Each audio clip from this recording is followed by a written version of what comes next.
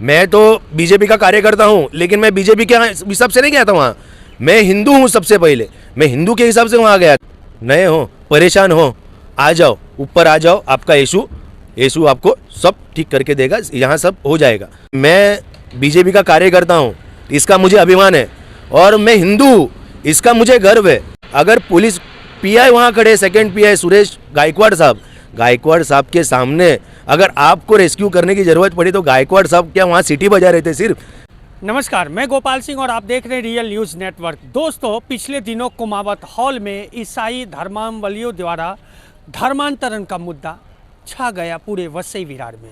लेकिन वहाँ जब खबरें उड़ी और उसके बाद जो आरोप लगे, और वो आरोपी कोई और नहीं वेंकटेश रैयल्ला था, जिनके ऊपर खंडनी का भी आरोप लगा, और साथ साथ कि ये लोग हिंदू जो सभा है, सकल हिंदू समाज है, उनका संगठन को लेकर के ये लोग इन पे दबाव बना रहे थे। सच क्या है, यही जानने के लिए मेरे साथ में है अब वेंकटेश रैयल्ला जी। बने रहिए और देखते रहिए रियल न्यूज़ नेटवर्क। रैयल्ला जी नमस्कार। नमस्कार। क्या कहेंगे, आपके ऊपर तो आरोप लगता है कि आप कहीं प्रार्थना घर सभा चल रही है और उसमें जा करके आप लोग दादागिरी करते हो, क्या ये सच है? देखिए, कैसा है कि अगर आपको प्रार्थना करनी है तो आपको लिए दिया हुआ चर्च है ना, चर्च है, आप चर्च में कर सकते हो। अगर प्राइवेटली अगर ऐसी जगह पे लेकर आपको 40-40 हज़ार रुपये महीने का रेंट भर के, महीने का रेंट किसका? हॉल का महीने का 40 हज़ार रुपये रेंट भर के अगर आप उधर प्रार्थना घर चला रहे हो तो ये गलत है ना। आप जाओ चर्च में, हर संडे चर्च में भी प्रार्थना होती है, आप चर्च में क्यों नहीं जाते हो प्रार्थना करने? चर्च में जाओ ना, क्योंकि वहाँ कुछ गलत काम हो रहा है। एलईडी लगाए हुए थे वहाँ, कुछ बुक्स थे, कुछ अलग अलग मतलब वो तरह की चीज़ थे। हैंडीकैप लोग, बच्चे लोग, आपने बोला था कि हम यहाँ एक्टिविटीज़ करने वाले बच्चे की एक्टिविटीज़ करके बोल के आपने वहाँ हॉल लिया। हॉल लेने के बाद में आप वहाँ पे अगर लॉक करके, अंदर से लॉक करके आप कुछ ऐसा अगर करते रहोगे, और अगर हमको मालूम पड़ा तो हम उसका विरोध करने के लिए हम गए थे वहाँ पे। और हम जब भी विरोध करने गए तो हमने पहले पुलिस को फ़ोन किया। हमने पुलिस को, ये हमारा काम था इन्फॉर्म करना, हमने पुलिस को इन्फॉर्म किया 112 में फ़ोन करके। पहले हमने वरिष्ठ पीआई साहब को फ़ोन करने की कोशिश की, उन्होंने फ़ोन उठाया नहीं, उस दिन वो छुट्टी पे थे तो हमने 112 पे फ़ोन लगाया। 112 पे से हमको मदद मिली तो हमने वहाँ कुमावत बैंक्वेट वाला जो हॉल वाला है उनको हमने फ़ोन लगाया कि आपके यहाँ पे हॉल में क्या चल रहा है, आपको मालूम है क्या? तो उन्होंने बोला हाँ, हमने भाड़े पे दिया हुआ है वो ऊपर का रूम प्रेयर के लिए, प्रार्थना के लिए। तो उधर प्रार्थना के आड़ आपको क्या चलता है वो आपको मालूम है क्या? नहीं, मैं अभी आता हूँ वहाँ पे। तो हम थोड़े हॉल से दूर खड़े थे, तो जैसे वो हॉल वाले कुमावत जी निकले तो उनके पीछे हम गए, क्योंकि वो उनको जाके सतर्क करके सब कुछ भी कर सकते थे वो वहाँ पे। उसके लिए हम जाके हमने उनको नीचे ही रुकाया कि आपके जो हॉल में चल रहे हैं सब कुछ गलत है, वो है। और उन्होंने जो मेरे ऊपर आरोप लगाया कुमावत जी ने कि मैंने बोला कि आपकी बिल्डिंग तोड़ दूंगा। हाँ, आपकी हॉल तोड़ने की बात हुई है, आरोप लगे आप। तोड़ दूंगा। मैंने क्या बोला था? मैंने बोला था, उसका वीडियो मैंने आपको भेज दिया है। मैंने ये बात बोला था कि अगर ऐसे गलत चीज़ इसे हॉल में चलते रहेंगे तो इसके कुमावत जी, मैंने उसमें कुमावत जी बोला है, कुमावत जी अगर ऐसे हॉल में चलते रहेंगे तो हमको ये हॉल की OCCC चेक करना पड़ेगा कि ये अवैध है कि वैध है कि अवैध है। तो उसमें क्या गलत बोला? अगर आप ऐसा कुछ गलत चीज़ करते रहोगे तो हम चेक करेंगे क्या वो आप वैध है कि अवैध है। और वहाँ एक सो कॉल पार्टी की, मैं तो बीजेपी का कार्यकर्ता हूँ, लेकिन मैं बीजेपी के हिसाब से नहीं गया था वहाँ। मैं हिंदू हूँ, सबसे पहले मैं हिंदू के हिसाब से वहाँ गया था, और मेरा हिंदू होने की वजह से मेरा धर्म बचाने के लिए मेरा कर्तव्य है वो, कि उसलिए वो हिसाब से हम हिंदू संगठन के सब सकल हिंदू समाज के लड़के लोग, कार्यकर्ता लोग वहाँ गए थे। तो सो कॉल पार्टी की एक महिला वहाँ आई। महिला ने वहाँ के लोगों को जो शूटिंग निकाल रहे थे, शूटिंग निकालना जरूरी है क्योंकि आरोप तो आप देख रहे हो कैसे आरोप लगते, कुछ भी आरोप लग सकते हैं, शूटिंग निकालना जरूरी है। शूटिंग निकाल रहे थे तो आके उनको बोला तोड़ दूंगी, फोड़ दूंगी तुम्हारा मोबाइल, और उन्होंने बोला कि रेस्क्यू कर रहे। मैंने यहाँ आके रेस्क्यू किया।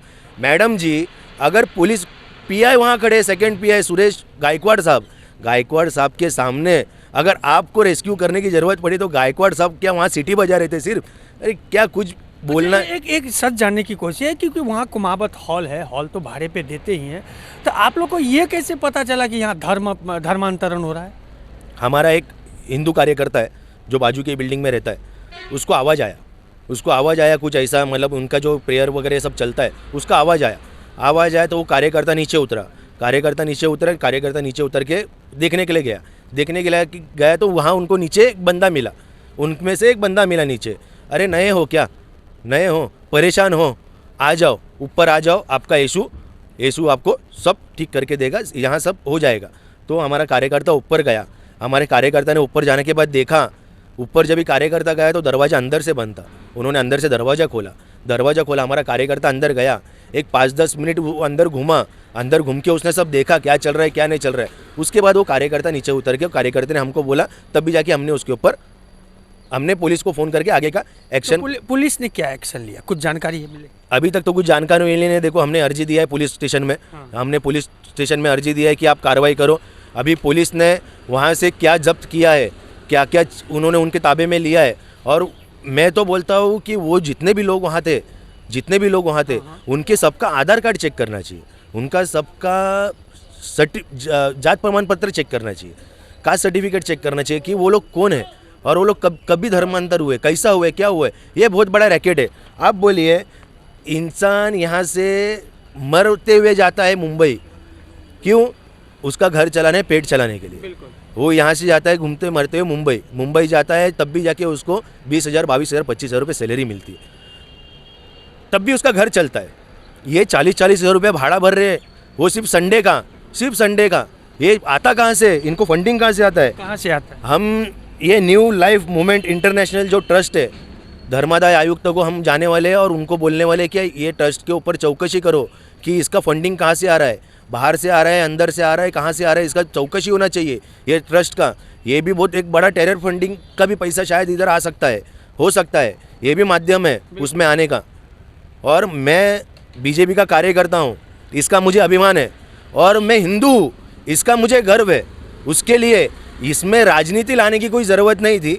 ये हिंदू लोगों का विषय था कि इतने साल से ये नहीं हुआ, इतने साल से वो नहीं राजनीतिक हुआ। लाभ कौन लेना चाहता है? सो कॉल्ड पार्टी के कोई लोग हैं, मैं उनका पार्टी का नाम तो ऐसे ही खत्म हो गया, मैं उनका नाम बड़ा नहीं करना चाहता हूँ, इसलिए मैं बोलता हूँ सो कॉल्ड पार्टी है, कोई कार्यकर्ता है, और वो जो कार्यकर्ता है उनका भी मेरे को लगता है कास्ट सर्टिफिकेट चेक करने की ज़रूरत है कि जो राम का नहीं वो किसी काम का नहीं, तुम राम के नहीं तो किसी काम के नहीं। और मैं हिंदुओं को एक आह्वान करना चाहता हूँ, हिंदुओं से मेरा एक आह्वान है कि ये सो कॉल पार्टी के ऊपर आप ज़रूर ध्यान दीजिए। हिंदू लोगों को मैं बोलना चाहता हूँ कि ये हिंदू लोगों को ख़त्म करने की इनकी साजिश चल रही है, तो इसके बारे में सो कॉल्ड पार्टी के बारे में सोच के महानगर पालिका में हिंदू लोगों को जवाब देना चाहिए। जय श्री राम, छत्रपति शिवाजी महाराज की जय। देखा आपने, धर्मांतरण को लेकर के आए दिन बहुत सारी ऐसे रैकेटों का पर्दाफाश होता है कि सच सामने के आने के बाद आप हैरान हो जाते हो। वाकई अगर 40,000 रुपया महीने का वहाँ पे अगर किराया दे रहा था तो क्यों? सिर्फ प्रार्थना करने के लिए? सवाल तो यही पैदा होता है। तो है ना, मंदिर है, मस्जिद है, चर्च है, आप करो ना, अपने घर में करो ना। पर ये सवाल उठने लगा है, हिंदू महासभा और सकल हिंदू समाज हो या बीजेपी के कार्यकर्ता हो, आखिर वहाँ पहुँचे तो फिर आरोप खंडनी का कैसे लगा? दोस्तों, प्रतिक्रिया कमेंट के माध्यम से ज़रूर दें और चैनल को लाइक, सब्सक्राइब, शेयर करना ना भूलें।